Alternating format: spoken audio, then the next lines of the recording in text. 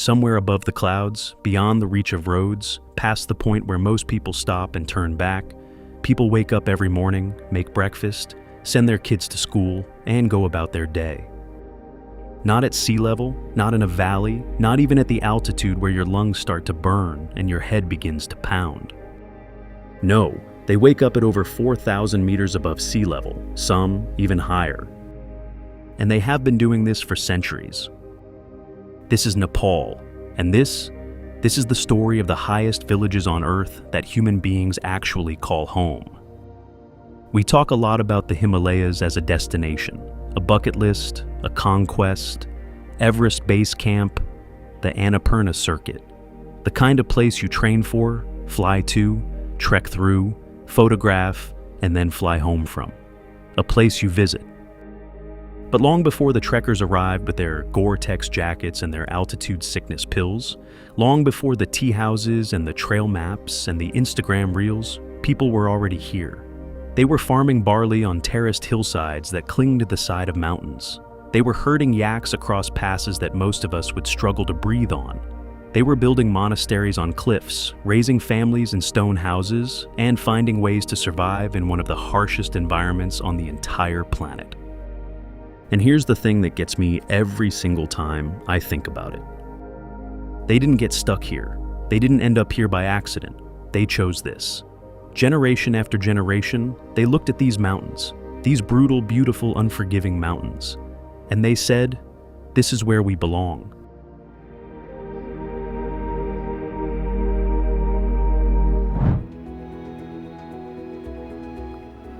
That is the story I want to tell you today.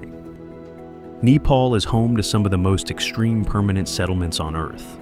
Villages sitting above 4,000, even 5,000 meters, where the air holds barely half the oxygen you'd find at the coast, where winters are so severe that entire communities can be cut off from the outside world for months at a time, where there are no roads, no hospitals nearby, no supermarkets, where everything, and I mean everything, has to be carried in by foot, by yak, or by helicopter. Places like Namche Bazaar, the legendary Sherpa trading hub, nestled into a bowl-shaped hillside at 3,400 meters. The gateway to Everest, a village so alive with energy and culture, it almost doesn't feel real. Or Manang, deep in the Annapurna region, where the rivers run slow and wide and the peaks tower above you so tall they seem to bend the sky.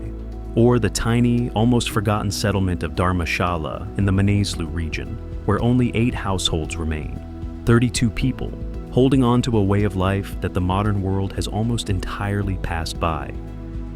Or Lahonak, near the world's 3rd highest mountain, Kanchenjunga, where yak herding is still the heartbeat of daily life, and winters cut the village off so completely that healthcare, if you need it, is a problem you better hope you don't face.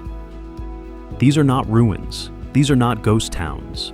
These are living, breathing communities, with their own languages, their own festivals, their own spiritual traditions that stretch back hundreds of years. The Sherpas of the Khumbu, the Tamangs of Langtang, the Gurungs of the Annapurna Highlands, the ancient Tibetan-influenced cultures of Upper Mustang, where the landscape looks more like the surface of Mars than anything you'd expect to find on Earth. Each one of these villages is a world of its own. In this film, we're going beyond the trekking routes. We're not here to check off a base camp or summit a peak. We're here to sit with the people who call this altitude home, to understand what it actually means to live your entire life above the clouds, to ask the questions that the guidebooks never answer. What do you eat when the ground is frozen and the supply trail is buried in snow? What do you do when someone gets sick and the nearest doctor is a 2-day walk away? What does it feel like to grow up in a place where the mountains are not a backdrop? They are your entire world. And maybe the biggest question of all, why do people stay? Because some of them are leaving.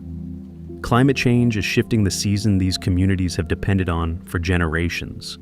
Young people are moving to Kathmandu, to Pokhara, to cities where the air is thick and the opportunities are wider. Some of these villages, researchers warn, may be completely empty within a generation.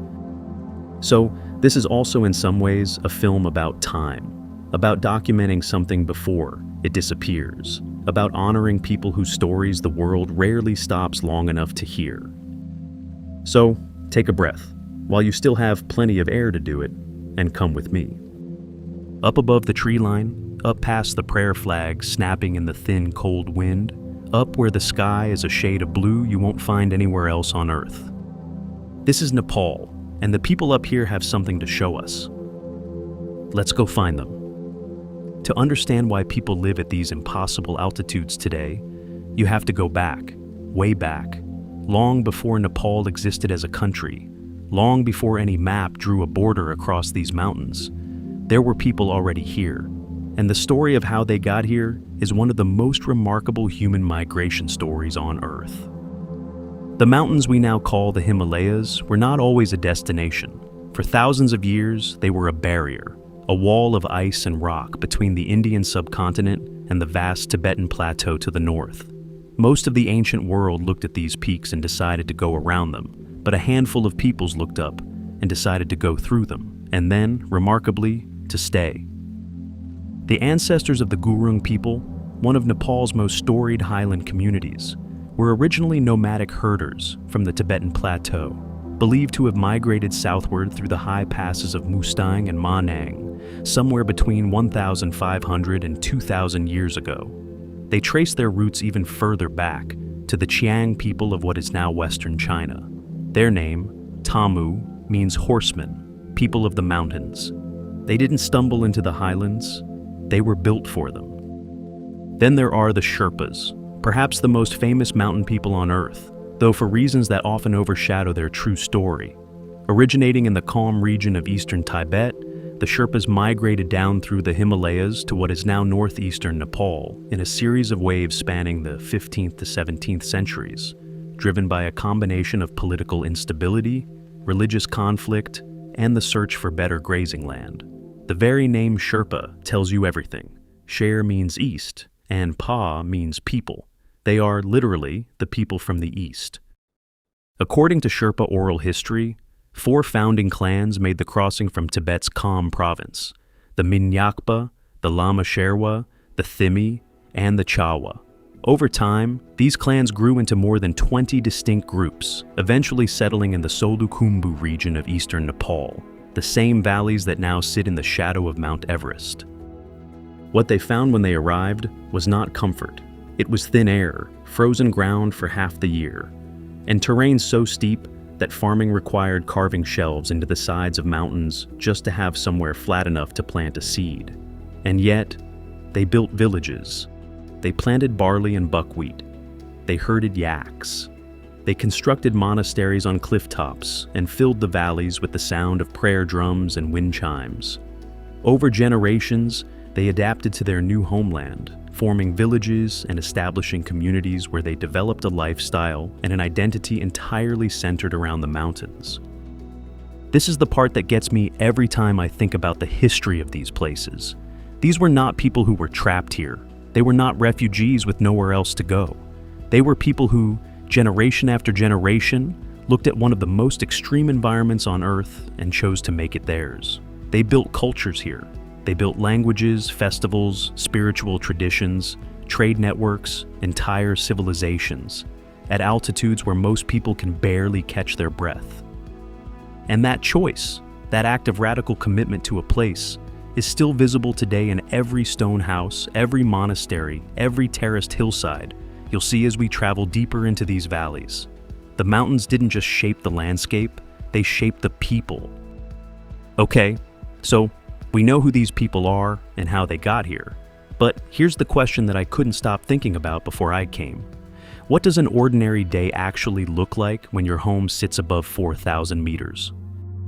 Because there's a version of this story that sounds almost romantic.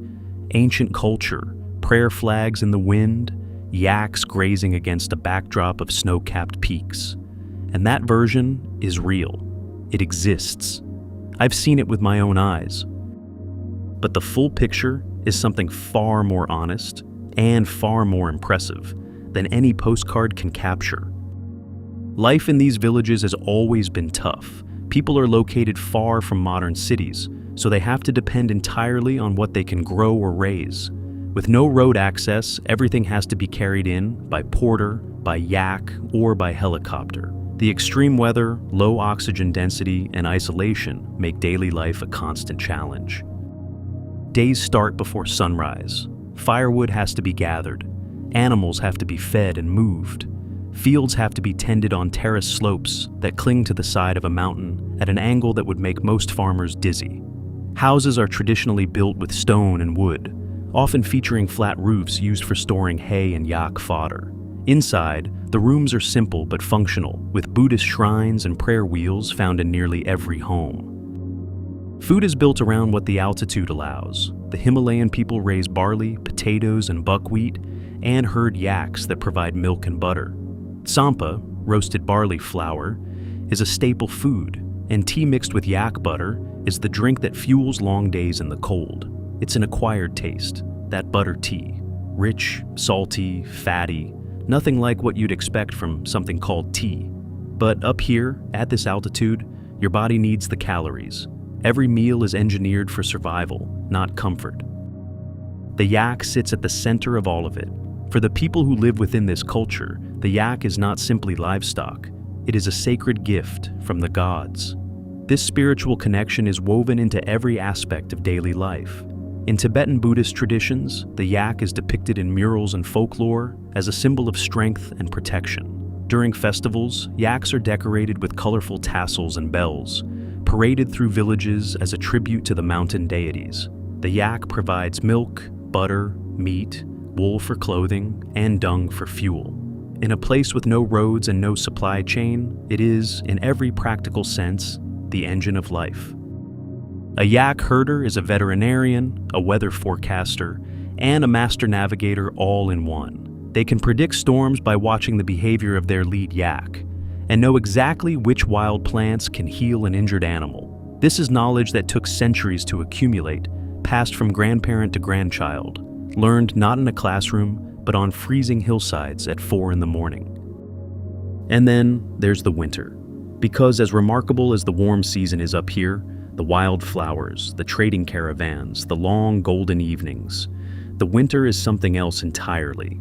Some villages get completely cut off from the outside world for months at a time. There's no electricity, and healthcare is far away, which makes life especially hard during emergencies. If you get sick in the wrong month, in the wrong valley, a doctor is not a phone call away. A doctor is a 2-day walk, assuming the trails aren't buried in snow. And yet, life continues. Children grow up here, elders grow old here, festivals are celebrated, marriages are held, prayers are said. There's a sense of self-reliance and quiet strength. It's not a life of luxury, but many who grow up here wouldn't trade it for the chaos of the city. That, more than anything, is what I want you to take from this section. Not the hardship, though the hardship is real, but the dignity in it.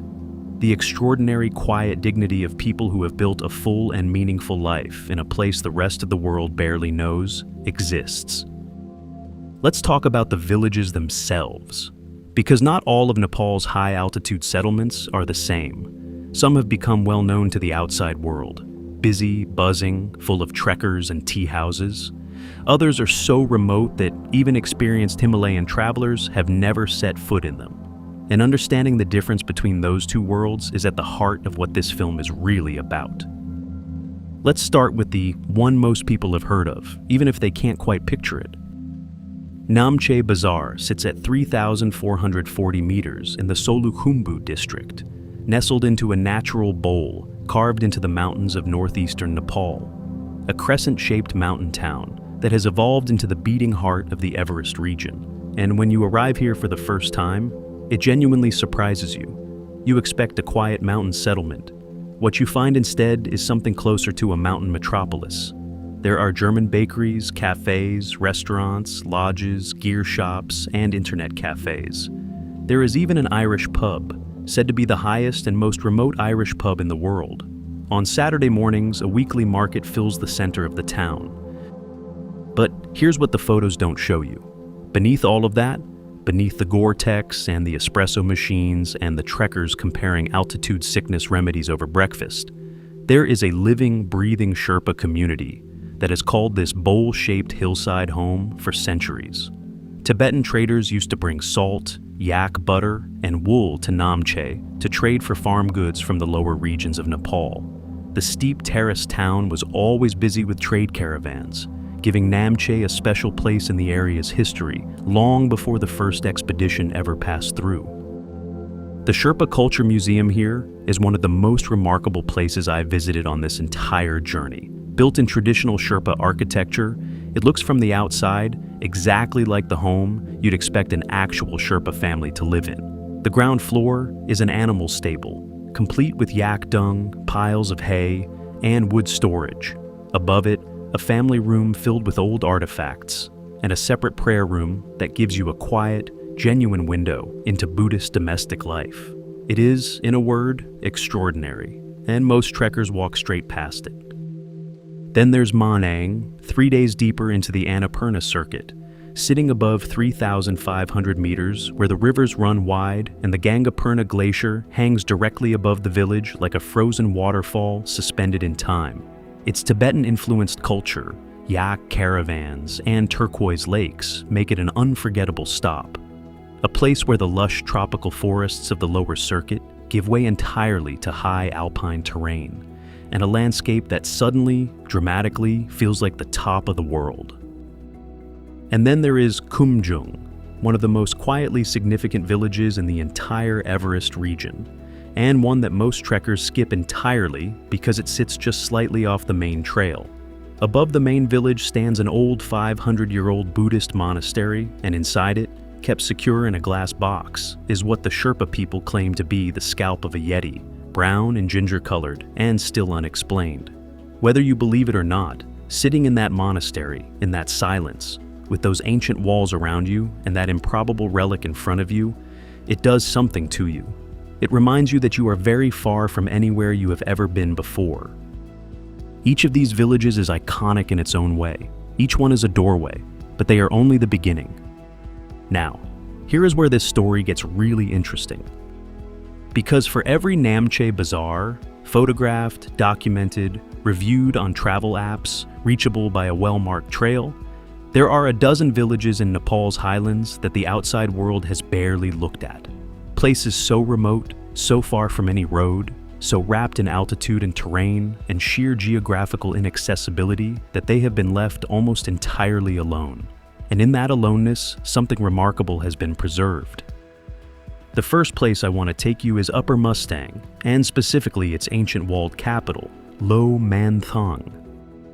The Kingdom of Lo was founded in 1380 by a warrior named Ame Paul, who built Lo Manthang as its walled capital. Mustang remains so isolated that it survived for centuries with its culture almost entirely intact, and was only open to outside tourism in 1992. Think about that for a moment, 1992. While the rest of the world had already been to the moon, had the internet arriving in living rooms, and was watching the Barcelona Olympics, this kingdom in Nepal was still effectively closed to outsiders. Today, Lo Manthang appears frozen in time.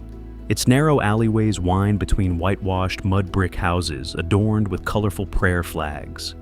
The village's long isolation has safeguarded its cultural heritage, visible in centuries-old monasteries and intricate murals that adorn the temple walls. Within those ancient walls, daily life is slow and follows long-held traditions. Most mornings start early during farming seasons. Families care for animals, work in fields, and manage household tasks. Children attend local schools, and elders maintain family traditions. Because modern facilities are still limited, people place enormous value on cooperation and self-sufficiency. Lo Manthang is not a museum. It is a living city, and that is the most astonishing thing about it. In 2007, a shepherd in Mustang discovered a collection of 55 cave paintings depicting the life of the Buddha, a shepherd, not an archaeologist, not a funded expedition, a man watching his animals on a hillside who looked up at a cliff face and found a gallery of ancient art that had been sitting there, unknown to the outside world, for centuries. That is the kind of place Upper Mustang is. That is the kind of story it holds. Then there is Ringmo, in the remote Dolpo region of western Nepal, a village so difficult to reach that most people who dream of going there never make it. Ringmo sits beside the pristine turquoise waters of Phaksundo Lake, Nepal's deepest alpine lake, surrounded by steep cliffs and dense pine forests. Its isolation has preserved a unique cultural identity characterized by traditional Tibetan architecture and customs that have remained largely unchanged for centuries. There is no road to Ringmo. There is no shortcut. You walk or you don't go. And the people who live there have built their entire existence around that fact, around the extraordinary clarifying reality of a life that the modern world simply cannot reach. Beyond its scenic splendor, Ringmo encapsulates a living history. The village is a repository of ancient traditions, and the influence of the older Bon religion, predating Buddhism itself, is still palpable here, adding a layer of spiritual depth you won't find in the more well-traveled parts of Nepal. These hidden villages are not simply off the beaten path. They are the beating path. They are the original, the places that existed before the paths were beaten, before the trails were mapped, before the travel blogs were written. And they are still here, still inhabited, still going about the slow, serious, beautiful business of being alive in the most extreme landscape on Earth. The question, and it's one I kept asking throughout this journey, is for how much longer? There is a moment that happens when you've been in one of these villages long enough, past the first day of wide-eyed arrival, past the breathlessness and the camera clicking and the novelty of being somewhere so far from the world you know, where you stop being a visitor and start simply being a witness, where you sit down, put the camera away for a minute, and just watch. And what you see in that quiet moment is something that no travel guide has ever quite captured. You see a grandmother spinning a prayer wheel in the doorway of her stone house, turning it with the absent, habitual ease of someone who has done it 10,000 times before. You see a group of children chasing a yak across a field, laughing in a language you don't understand but in a tone you recognize instantly. You see a man carrying a load on his back that no porter service would quote you a price for, moving uphill at an altitude where you'd be stopping every 20 steps to catch your breath, and doing it without breaking stride.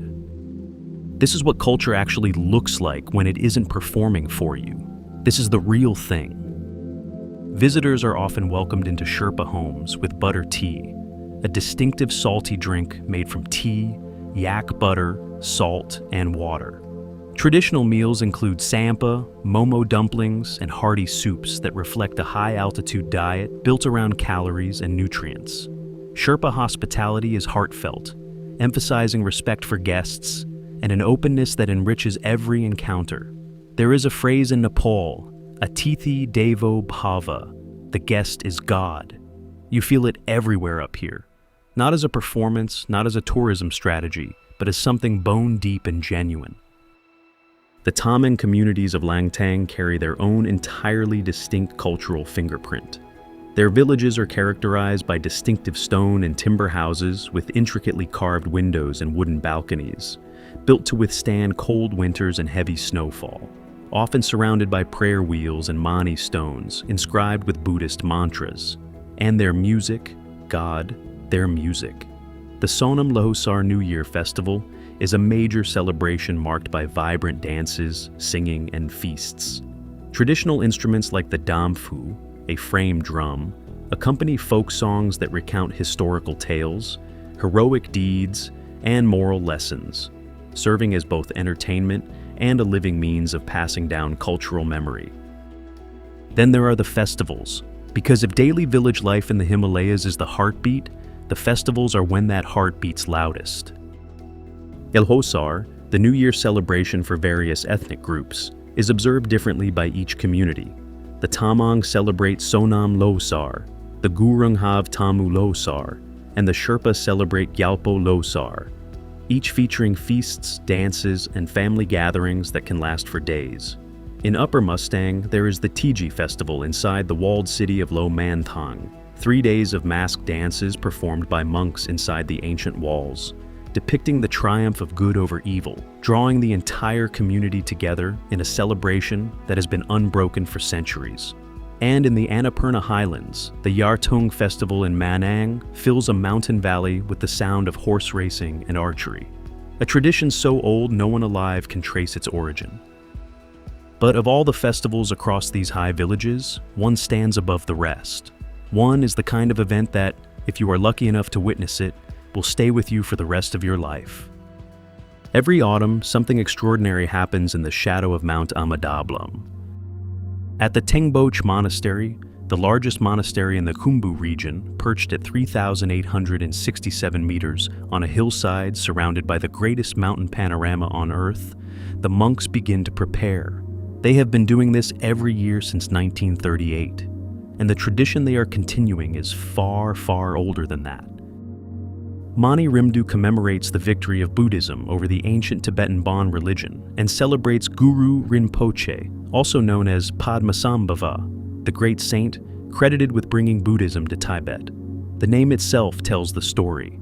Mani refers to part of the sacred chant of Shen Razik, while Rimdu means the small red pills that are blessed during the festival and distributed to all who attend.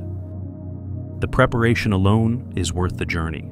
In the days leading up to the public festival, monks create an intricate sand mandala inside the monastery, an elaborate sacred diagram that takes 4 full days to complete, made from colored sand extracted from specific locations in the surrounding hills.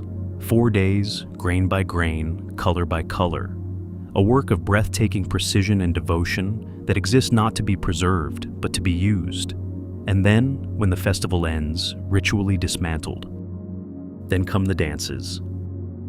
Mani Rimdu is a recreation of legendary events, the establishment of Buddhism in Tibet by Guru Rinpoche. Through the dances, symbolic demons are conquered, dispelled, or converted to Dharma protectors, as positive forces clash with those of chaos.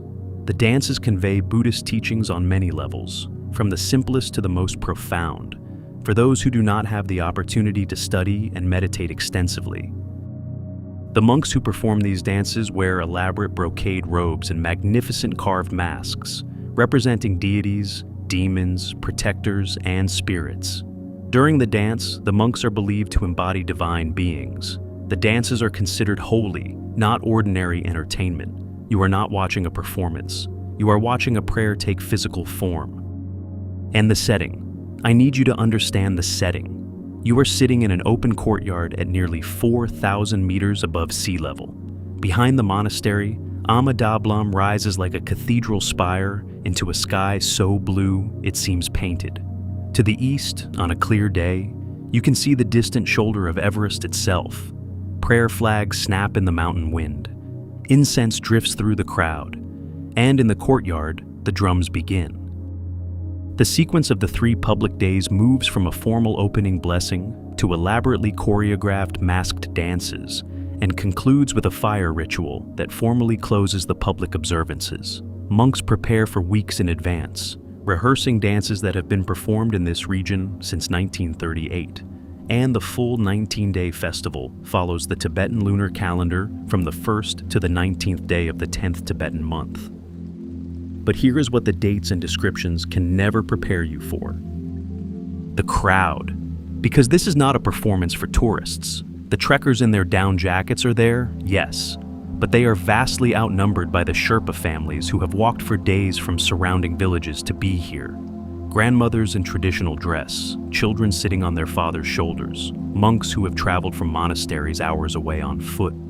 Entire communities gathered together on a mountainside, celebrating something they have celebrated every year of their lives, and their parents celebrated, and their parents before them. There is a word in Tibetan, tendril, that loosely translates to the interconnectedness of all things, the idea that nothing exists in isolation, that every action, every prayer, every masked dance performed at altitude in a cold mountain courtyard in November sends something outward into the world. Standing there at Tengboche, watching the monks dance, surrounded by people for whom this is not a spectacle but a living continuation of who they are, you feel it, that tendril, that thread, the one that connects these mountains to these people to their history, and their history to something larger and older and more enduring than any of us. That is the story of these villages, not just survival, continuity. Let me tell you something about light at high altitude that nobody warns you about before you come. It's different up here, genuinely physically different. The air is thinner, which means there's less atmosphere filtering what reaches you. The sky above 4,000 meters isn't the same blue you see from your backyard or your city street. It's a deeper blue, almost violet at midday, impossibly rich in a way that makes every photograph you take look slightly like you've applied a filter, even when you haven't. And then comes the golden hour. If you've shot golden hour at sea level, altitude will surprise you. The sun rises behind mountains, not flat horizons, so golden hour doesn't start when the sun appears. It starts when the sun clears the ridge behind you, which might be 30 or 40 minutes after astronomical sunrise. But the compensation is extraordinary. The light hits the peaks opposite you before it reaches you. So, you get this period where the highest summits are burning gold or pink, while you're standing in blue shadow.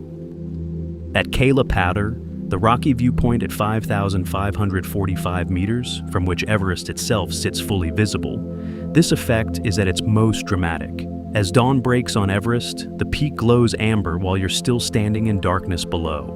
Lhasa, Nuptse, and Changtse catch the first light one by one, in sequence, like candles being lit across a mountain range. I have been to a lot of places in the world. I have never seen anything like this. Down at the villages, sunrise brings its own kind of magic. In Namche, the first light hits the white-painted walls of the houses and turns the whole bowl-shaped hillside gold. In Manang, the Annapurna glacier above the village catches the dawn and glows in shades of orange and rose that make it look like something from a painting. In Lo Manthang, the ancient mud brick walls of the walled city absorb the morning light and hold it, the whole city warming slowly from gray to amber to the color of honey. Sunset works similarly, but in reverse. The sun drops behind ridges early, so the last warm light on the peaks can last for a surprisingly long time. The afterglow, the pink and purple light after the sun has gone, is often more photogenic than the sunset itself. And blue hour at altitude, when deep blue sky meets snow-covered peaks, creates a color contrast that simply doesn't exist at lower elevations. In terms of timing, the best weather conditions and most beautiful mountain views are between March and May in spring and September and November in autumn. Seasons when the weather is generally stable with little precipitation and great visibility across the Himalayan range. Spring also brings the rhododendrons, Nepal's national flower, blazing red and pink along the lower trail slopes. Autumn brings the harvest season to the villages, the smell of barley being threshed in the cold morning air, yaks being brought down from summer pastures, and the Himalayas sharp and clear against skies that feel impossibly, achingly blue.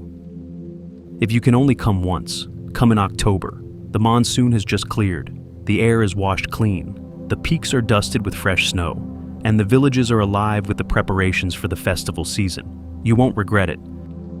All right, let's get practical. Because as beautiful as all of this is, getting to these villages requires preparation, and the wrong preparation, or the lack of it, can turn an incredible experience into a genuinely dangerous one. First, the basics. Permits. Nepal's permit system has changed significantly in recent years, and staying current with the rules is essential. As of 2026, the old TIMS card system has been replaced by a digital e-TIMS, a QR code linked to your passport number and trek route, in regions like Langtang, Manaslu, and far western Nepal.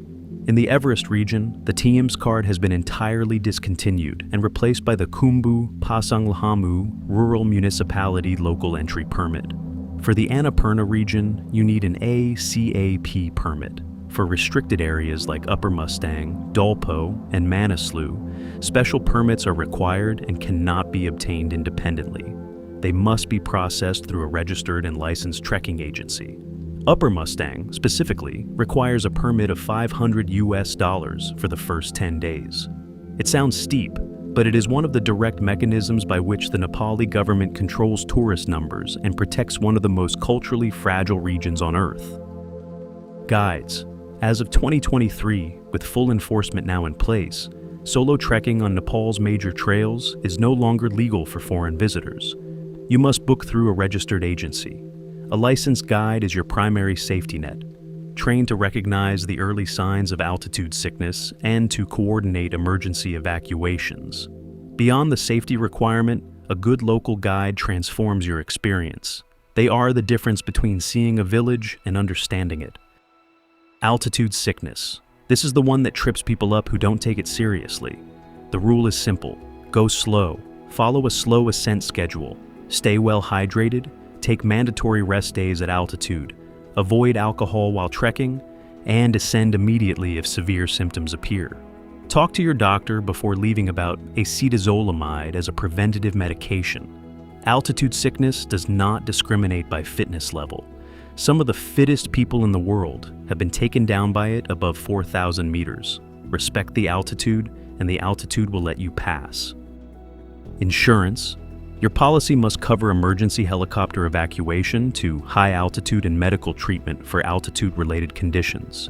Standard travel insurance often excludes high-altitude activities. Always confirm your policy covers trekking above 4,000 meters before purchasing. A helicopter evacuation from the Khumbu can cost between $5,000 and $10,000 US. Do not come without coverage. Money and connectivity.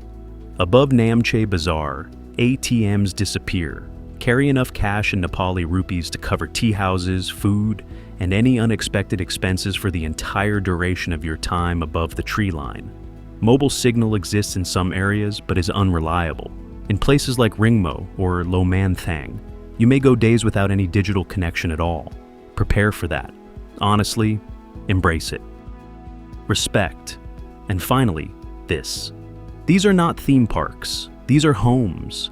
Communities that have existed for centuries and that are, in many cases, under real pressure from the forces of modernity and climate change. When you visit, carry out your rubbish. Ask before photographing people. Dress modestly near monasteries. Spend money locally, in family-run tea houses, not international booking platforms. The difference between a tourist who passes through and a traveler who leaves something behind is not about how much you spend. It's about how much you pay attention. These villages gave you something just by existing. The least you can do is give something back. We started this journey above the clouds. We walked through the history of people who crossed the Himalayas, not because they had to, but because something in them recognized that these mountains were home. We sat in the shadow of monasteries older than most nations. We watched monks dance in courtyards at 4,000 meters, while Everest burned gold in the early morning light behind them. We tasted yak butter tea, felt the weight of thin air in our lungs, and listened to stories that have been passed down through generations in languages the outside world has barely begun to document. And now, here at the end, I want to ask a question that I couldn't stop turning over in my mind throughout this entire journey. Why does it matter? I don't mean that cynically, I mean it genuinely. In a world with 7 billion problems, poverty, climate change, inequality, geopolitical crises, why should we care about a handful of small villages on the rooftops of the world, places most people will never visit, populated by communities most people have never heard of? Here is what I think. These villages are not just beautiful. They are not just culturally interesting footnotes on a travel list. They are proof of something that the modern world has almost entirely lost the ability to believe, that human beings can choose a hard life and find it meaningful. That community, spirituality, and a deep relationship with the natural world are not primitive substitutes for comfort and convenience. They are, in fact, the things that make a human life feel worth living. The Sherpa who wakes before sunrise and steps outside into air so cold it hurts to breathe, and spins a prayer wheel before beginning the day's work, that person is not behind. That grandmother in Lo Manthang, who has never owned a smartphone and who observes the same festivals her grandmother observed and her grandmother before that, she is not missing out. They are living in a way that carries inside it something most of us spend our entire lives searching for and never quite finding: a sense of belonging, a sense of purpose, a sense that what you do and where you come from and who you are to the people around you actually matters. And they are disappearing. Not just the villages, though some of them are emptying out. They're young people drawn away to Kathmandu, to Pokhara, to the Gulf, to the world. But the knowledge they carry, the languages, the farming techniques perfectly calibrated to an altitude that nothing else can grow at, the oral histories, the specific way a particular family in Dharamshala knows to read the weather by the way snow sits on a certain ridge, the songs the Tamang women sing while they work the terraced fields in autumn. These things do not exist anywhere else on Earth. When they are gone completely. There is no digital archive adequate to the task of preserving them. There is no museum large enough. What exists is the people themselves, still here, still going about the extraordinary ordinary business of living in the highest villages on Earth. And the time to witness it, to sit with them, eat with them, listen to them, is now. Not in 10 years, not when you finally have the savings or the fitness or the perfect window in your schedule, now. Because the Himalayas are patient, they have been here for 50 million years, and they will be here long after all of us. But the communities that have made their lives in the shadow of these peaks, they are not patient. They are human. They are changing, the way all human things change. And the version of this world that we documented in this film. The butter lamps burning in the monastery at Tengboche, the yak caravans crossing the frozen pass above Manang, the 8 remaining households of Dharamshala holding on through another winter. That version is not guaranteed to exist forever. So here is my closing thought. Not a call to tourism, not a travel pitch, just this.